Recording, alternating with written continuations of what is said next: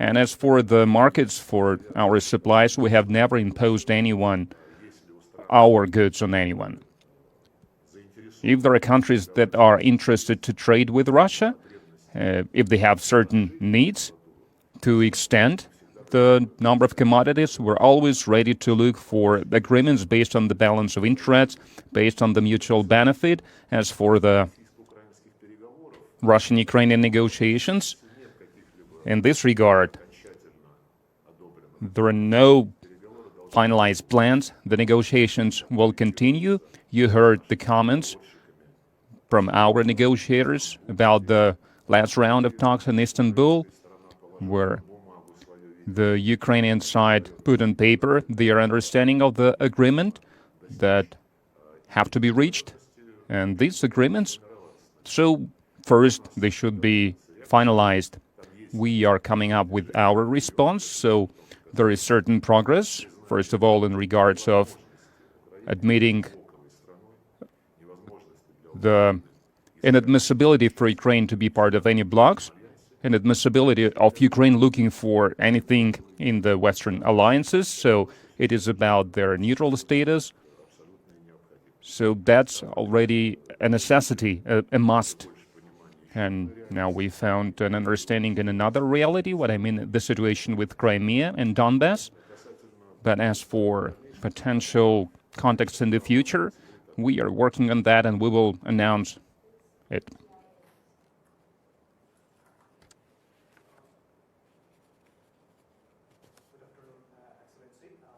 For holding press conference.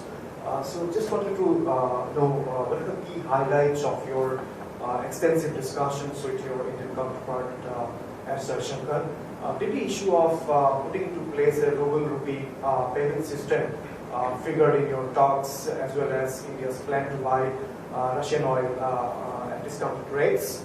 And also there have been some apprehensions in India about possible delays in supply of Russian arms to India, particularly components of S-400 missile systems. So would you like to say something on that? Thank you. Well, as regards using ruble and rupee in our financial trade dealings, I would recall that many years ago we started moving in our relations with India, with China, and with many other countries from using dollar and euros to more and more use of national currencies. Under these circumstances, this trend, I believe, will be intensified, which is natural and obvious. We will be ready to supply to India any goods which India wants to buy. I already referred to this. We have very good relations between the trade ministries, ministries of finance, and I have no doubt that a way would be out to bypass the artificial impediments which illegal unilateral sanctions by the West created. This relates also to the area of military technical cooperation. We have no doubt that the solution would be found, and the respective ministries are working on it.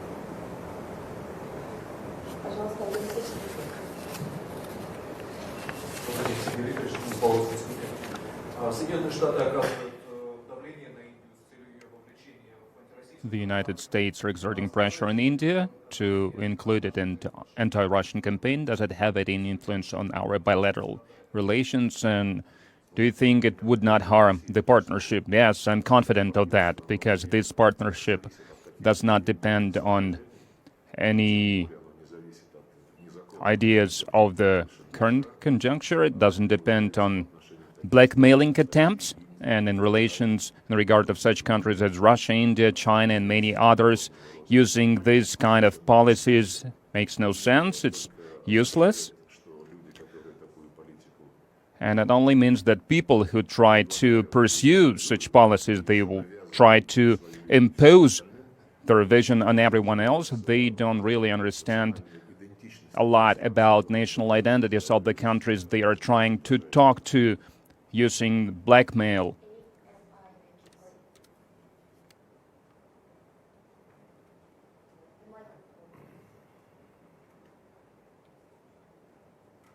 Hello, it's Reed Kapoor from My question to you is, how do you look at India's position in this ongoing war? And what did you tell your Indian counterpart? And my question, another question is that, did you offer oil supply to India? And also, sir, is there any rupee-ruble, there is any confirmation on the rupee-ruble arrangement for payments? And my last question is that even Mr. Putin and you are sanctioned by US. So what are how do you look at this scenario? Well, any Russian has been sanctioned by the US and the European Union, so there is no surprise to me. The Western colleagues just made their real face known these days, and I have no slightest doubt that most countries on earth understand what is going on, understand inadmissibility of manners which are being demonstrated by our Western very, very unreliable partners. As regards Indian position on the developments in Ukraine, you called it a war, which is not true. It's a special operation which is being conducted with maximum attention to be paid not to provide any damage to the civilian infrastructure. The military infrastructure is being targeted, and the aim is to deprive the Kiev regime from capacity to present any threat to Russia. And this capacity has been built and strengthened for many years by the United States and other NATO countries who wanted to make anti-Russia out of our neighboring and fraternal country. I mentioned already just about rubles and rupees. This process is ongoing for many years. And the reason for moving to national currencies is again absolutely unreliable nature of our Western counterparts. We don't want to depend on a system which could be closed anytime. And we don't want to depend on the system whose masters can steal your money overnight. As regards, I mentioned about oil supplies and supplies of high technology. If India wants to buy anything from us, we are ready to discuss and to reach mutually acceptable forms of cooperation.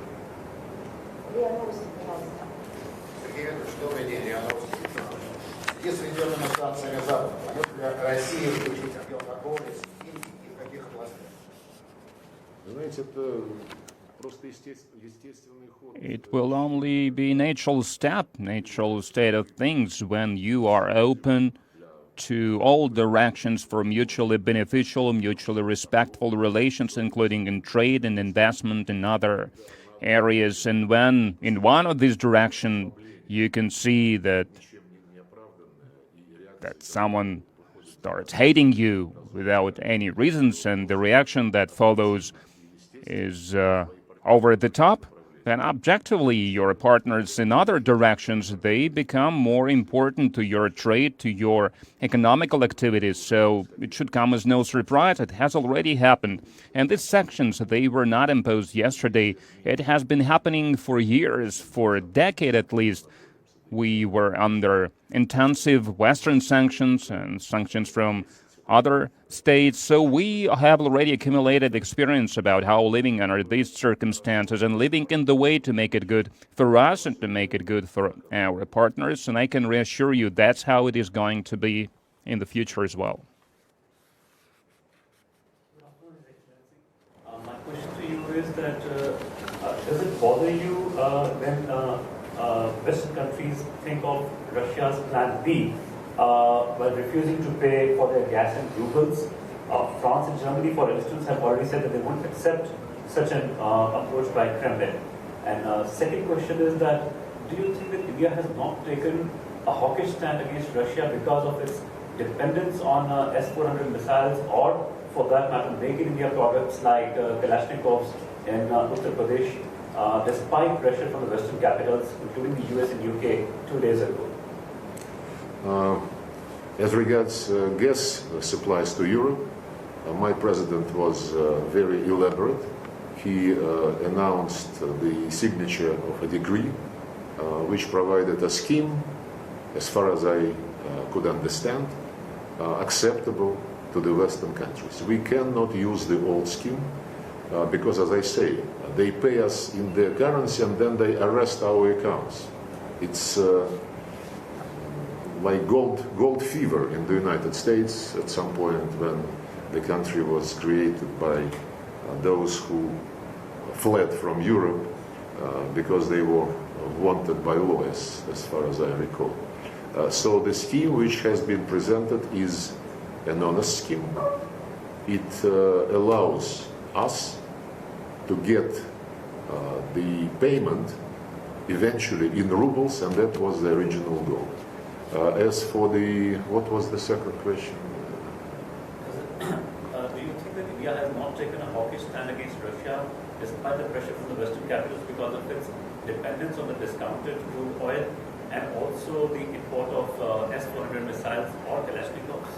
You know, I cannot even imagine that India is taking some stance because India is under pressure.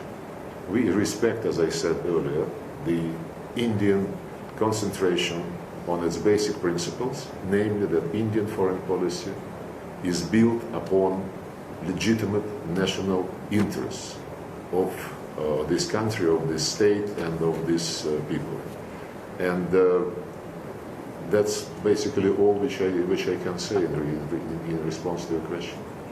ТАСС. Евгений Пахомов, ТАСС. Скажите, сейчас появились в Индии много говорят о том, не только в Индии, что... In India, they say a lot, and not only in India, that India could be a mediator during the negotiations between Moscow and Kiev. Even more than that, they say that Mr. Narendra Modi could become a mediator in the talks between presidents of Russia and Ukraine. Did you talk about that? Honestly, I have not heard such talks. I can only say that the approach from India, the stance of India, that does not change as a result of dictate or blackmail. So we respect this stance. And a lot of other important, serious countries are also taking this stance, and they would not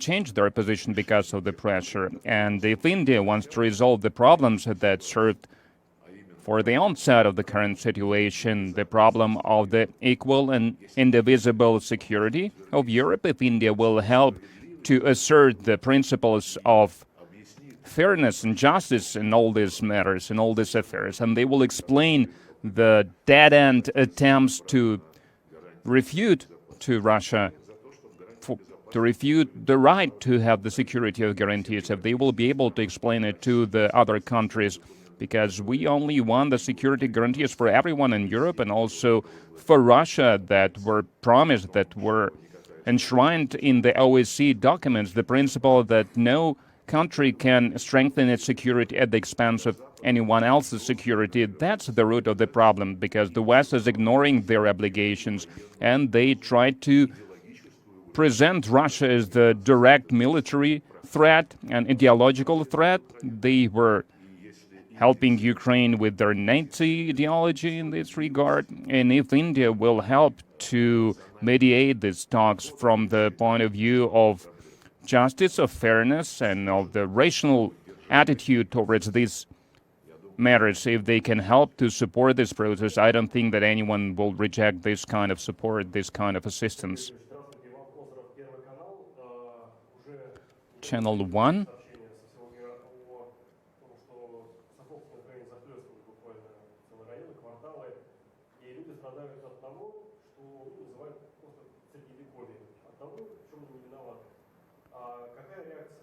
We have already heard that people are suffering basically the Middle Ages.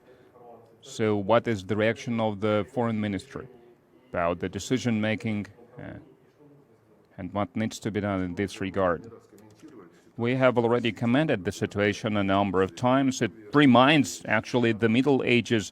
It reminds some anti-Russian campaigns. It's like the West, they were just presenting themselves as someone polite, as a reliable partner in the international arena. And behind this mask, there was their true face. And now this true face is something they're showing at such a scale, to such an extent that we have never thought possible. Everything Russian is being banned, is being forbidden. I think you asked us about this, and we have started this effort to register all these cases, everything that happens. We are using tools that we have in our state system, and the resources of investigative committee, the attorney general instruments, and apart from the state structures, state tools, we also use the fund of supporting Russian nationals who live abroad, who have been living and working abroad in dozens of countries, and we help them with the legal support to Russians who are now facing difficult situation. And what's happening now, it requires the global effort at the level of international institutions. And they must underscore that such, I don't even know how to call it without using any bad words, such discrimination by our Western partners. They are trampling upon the values that they've been so proud for decades: presumption of innocence and right of property, free market right, and so on and so forth. I'm not even talking what they're doing to religion, to Russian Orthodox Church, not only in Ukraine, but also in the EU countries that consider themselves civilized countries. And this conversation, it's high time we had this conversation, because it undermines all the obligations that are enshrined in the UN Charter, that are enshrined in the documents of the OSCE, and we won't be able to overcome the current state of things that the West is trying to... We're not even talking about the relations with Russia, we are talking about global relations, because it's a message to all of us. You can see it now in the last couple of years. Finally, all the attempts from Europe to try to be independent in any way, to be autonomous, self-sufficient, so the US put an end to it. And there are some individual voices, for example, from France, they don't change anything. Germany has already accepted that they are an ally of the US, and they will blindly follow any American policy. And basically, the unipolar world has been created. Everything is done to rebuild, to restore this unipolar world, and to declare that this is a struggle of democracies against autocrat governments. But when these democracies got united, got together, led by Washington, they have become an autocracy, if we talk about the global arena. And they think that they can do anything they want. If the United States would think that there is something in Iraq or in Libya or in Syria, thousands and thousands of kilometers from their shores, if they see any kind of threat for the United States, and as a rule, then it proves to be something fake or something based on fake with no hard evidence. So the United States, they can do whatever they want. They can kill hundreds of thousands of civilians. They can level the cities to the ground like it happened in Syria. And if someone else, not in only Russia, by the way, because the West will be active in all the regions if it won't be stopped. If someone else sees the direct threat in terms of weapons, in terms of military biological programs, in terms of creating and deploying military bases next to the borders, in this particular case, next to the borders of Russia, the West thinks that it is unacceptable when Russia starts trying to stand its ground, to protect its interests, to defend its interests, because that's not only about military operation in Ukraine. It's much broader, much wider than neutral status of Ukraine with the security guarantees. It is a matter of the world order, where all the norms of international legislation, like I said, all the values that they pursued, that the West tried to introduce as part of their globalization, they were undermined by the West proper. And we cannot avoid this conversation. And China and India and many other countries understand that this conversation should take place, because I read the statement by the foreign minister of India at yesterday's event that was dedicated to the Indian-British cooperation or something, and to global affairs. And he said the right thing, that the matters that are now emerging in international affairs, these matters concern the world order that we have, because it will have to be adjusted, it will have to be changed, it has to be equal, it has to be multipolar, without any dictators and sovereigns.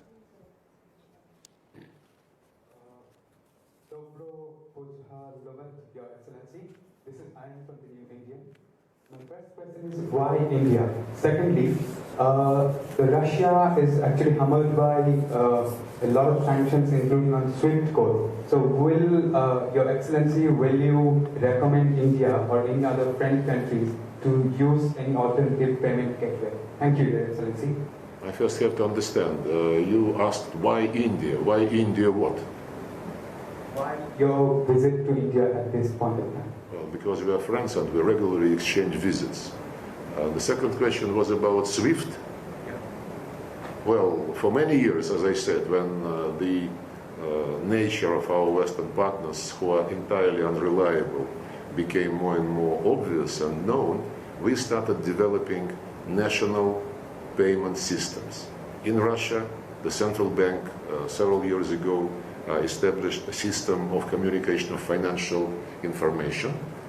India has a similar system which is called RuPay, and it is absolutely clear that more and more